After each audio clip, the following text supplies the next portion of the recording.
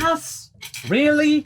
Are you this desperate to not be last and potentially lose Nico Hulkenberg? Haas are in the spotlight, not just for the fact that their B-spec-like upgrade completely failed to live up to expectations, set by Chipotle's new ambassador, not because for the fact they are going to be potentially joining forces with Alfa Romeo next year to form the most soulless name on the grid, that being Alfa Romeo MoneyGram Haas F1 team. Now they're going after their competitors by attempting to overturn the results of the United States Grand Prix in Austin a few weeks back. As if that result wasn't already messy enough, gaining a huge amount of points over their competitors and completely changing the outlook for their season, which looks incredibly dire. Them about to be last for the second time in 3 years. They can't score points the conventional way, so instead they'll take down the competitors through pointing out the failures of the FIA's track limit infrastructure. Looks like we're going to get another penalty fest, folks. And we've already had plenty of that this year, when it all began with Fernando Alonso losing third place in Jeddah to George Russell because of the fact that they didn't serve their pit stop correctly because the jack was too close, and then suddenly they got the third place back again due to the FIA looking at it again and Aston Martin rightfully stating their case that that doesn't really count as working on the car. Having seen that work, that a team can overturn an FIA penalty which looked really ironclad, Haas are now trying to do something similar by going, "Hey, FIA, you didn't look at that corner properly. Come back here and give us a good result." Which corner was it? Turn 6, the end of Sector 1. If it were cut considerably, then you could get a better line into Turn 7, and therefore that could give you a little bit more speed before you then get into the chicane of Turns 8 and 9. It's not really that much of a gain, honestly. It's nowhere near as big as Turn 19 or Turn 9 or something like that, where other disciplines of motorsport just completely ignore the corner. But I suppose it's still not on track. So why didn't we hear much about this over the weekend? Why didn't we keep getting messages of track limit violations at Turn 6, which apparently Sergio Perez was the biggest offender? And that is simply down to the fact that, the equipment wasn't working properly.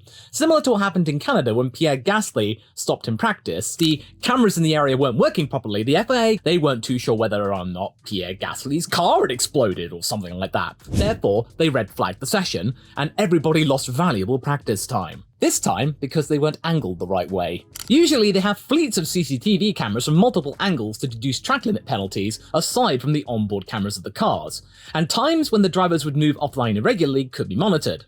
That is what normally would happen, but the FIA admitted to Automotor and Sport that they had dropped the ball on that one. The FIA's statement reading thusly. Post-race analysis identified that several drivers may have exceeded the track limit on the inside of Turn 6. The existing evidence is not sufficient to accurately and consistently infer infringements. The FIA will update the monitoring infrastructure to ensure better coverage so that possible infringements can be reliably detected during the race in the future can be recognized. So in short, they did mess up, but they're really not going to do much about it, and they promise to do better next year. In this case, the cameras weren't in the right position, and therefore, in the eyes of the FIA, they really couldn't make a fair deduction as to who cut the corner and how many times they cut the corner. Sometimes it might have been cut a little bit, sometimes it might have been cut by a lot. Therefore, all that evidence is null and void, at least for this year. And the FIA is doing its best to make their track limits policies and its investigations a lot quicker, because in Austria, things took forever, because apparently it had to go all the way back to Geneva, it had to be assessed there, then come back to the track, and then it had to be processed. I think they are going to be streamlining all of that, and we did see that in Qatar, where results about track limits were actually announced a lot sooner and a lot quicker. They are also working with track organisers to make sure that track limits don't happen as often. The Red Bull organisers are vowing to get rid of that huge bit of tarmac that has the Austrian flag on it and replace it with something more suitable, like gravel, but maybe not really deep gravel, like the shallow gravel that we see at Spa that's been used to great effect. It's a big enough deterrent, but you're not going to get bogged down in it. But Haas? Oh, they're not having any of this. They have submitted a 28-page dossier to the FIA stating that they want that Turn 6 thing to be reviewed anyway. Red Bull, Aston Martin and Williams have drivers that completely and flagrantly just ignored the track limits at Turn 6 and got a better line into Turn 7 and the beginning of Sector 2. The FIA is taking this seriously, and they will have a 2-part investigation over video call with the teams to figure out what to do with the situation. The first session will be all about whether or not there's even a case that Haas has got something to even stand on. If there is a case, there'll be a second session to figure out what the penalties will then be. So okay, what's at stake here? Well, it does make for a decent chunk of change, but it's not as groundbreaking as you might think. Automotor and Sport concluded that this would be the new finishing order, with Sergio Perez going from 4th to 10th, Stroll falling out of the points, and Albon falling out of the points as well, Williams losing 9th place. Promoted would be Russell, Gasly, Tsunoda, Bottas, Sargent, and most importantly, Nico Hulkenberg, who would gain a whole 6 points. On the surface, this looks great for Haas. They would be increasing their points tally from 12 to 18 in one go. So you'd be thinking, oh, okay, that's pretty substantial. 6 points, that's not something to laugh at. Yeah, all of their problems will be over, right? Well, about that, do you remember the list of people who would be promoted? Yeah, Haas wouldn't be the only backmarker or low midfield team that will benefit from this. Haas, I really don't think you thought this through. First off, 2 of your main rivals would gain a huge amount of points. Alpha didn't score in the original result, but now Valtteri gets 4 points for 8th. Yuki Tsunoda goes from 8th to 6th, making Austin his best result of the season. And to make this even more baffling, Williams, who is clearly the biggest target that Haas is looking at, would not really lose that many points. Albon only gained 2 points for 9th, and then Logan goes from 10th to 9th, so he's promoted as well. So the net loss for Williams would be 1 point. Right. How is that going to help you? So the amended table would go like this. Williams with 27 points, AlphaTauri with 25, Alfa Romeo with 20, and Haas with 18. Granted, this would make things a little bit easier for the team. Instead of being 4 points behind their closest rival, they'd only be 2 points behind. But when you look at that table, there are many other benefactors from this that are also your rivals. This is not going to make a huge swing that's going to get your $10 million back that Daniel Ricciardo took from you in Mexico. If anything, this makes AlphaTauri's job even easier.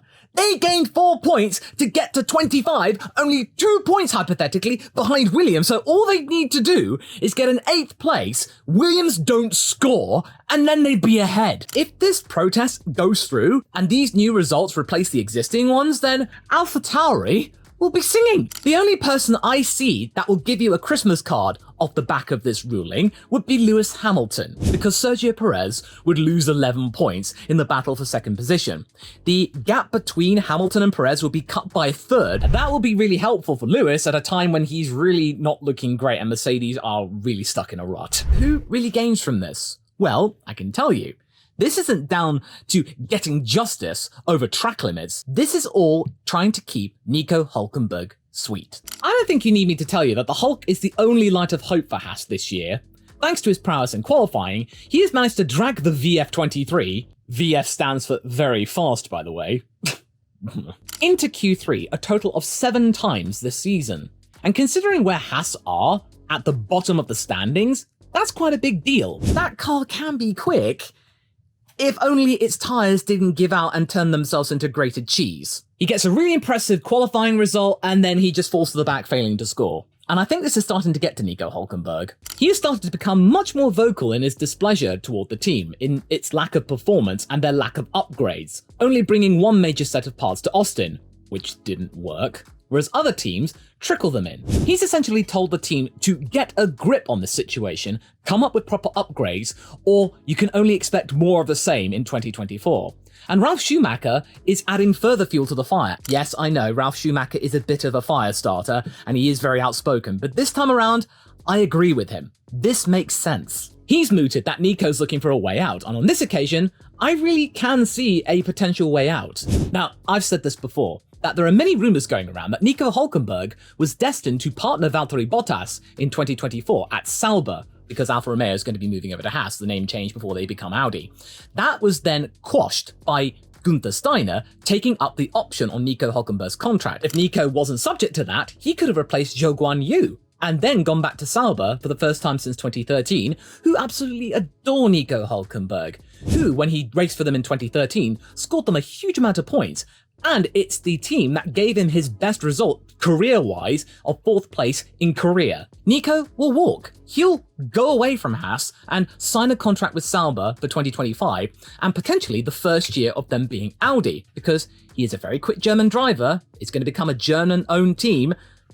Get a German. The Hulk is a fan favourite, and if Audi has the clout to give them podiums, Hulkenberg will be very pleased, as would be the fans. Think of this as a gesture toward Nico Hulkenberg and his team that They want him to stay, that they are looking out for him, they are trying to get him more points, and make his 2023 season look less dire. They want him to stay beyond 2024, and so far, the case for that is really not looking good. I seriously think that Nico is getting tired of Haas, and probably starting to see what Mick Schumacher had to deal with last year, in terms of the lack of upgrade paths, that not allowing Mick to make up for his earlier mistakes in the year. And I think Magnussen is now getting a sampling of that as well, because it's becoming much more clear that over the last few years, there is one Haas car that seemingly does better than the other one. Magnussen was the priority last year, this year he isn't. Personally though, I don't think this case is going to go forward after this first session today.